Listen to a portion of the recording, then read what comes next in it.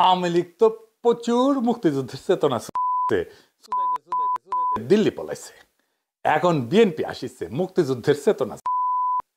BNP কি জানে যে সেই চেতনার পয়দা কিভাবে হয়েছে? আমার মনে হয় জানে। হ্যাঁ, সেই জন্যই জ্যাপটে ধরিছে। আলাপটা শুনলে বুঝবেন যে কোন বটিকা খেয়া বিএনপির মুক্তিযুদ্ধের চেতনা জপিচ্ছে। আসেন সেটা খুঁজে দেখি। আপনার পিলা চমকায় যাবে, আমি শিওর। যদি বুঝতে পারেন এই মুক্তিযুদ্ধের চেতনা কুটি রান্না হয়েছে, কে তৈরি করে দিছে আর কে নিয়ে আসিছে, আসেন সেটা বুঝে দেখি। বিএনপি এখন প্রায় একাত্তরের চেতনা, মুক্তিযুদ্ধের চেতনা, মুক্তিযুদ্ধের স্বপ্নের বাংলাদেশে বয়ানগুলা ঘুরে ফিরে আনতেই আছে। 71 সালের যুদ্ধের কি আসলে কোনো আদর্শ ছিল? আর 71-এর চেতনাই বা কি জিনিস? আজকের এপিসোডে এই নিয়ে আলাপ হবে। 71-এ যেটাকে মুক্তিযুদ্ধ বলা হয় সেটাকে আমি কোনো মুক্তিযুদ্ধ বলি না। কেন বলি না সেটা আগেও ব্যাখ্যা করছি, আজকেও ব্যাখ্যা করব আবার।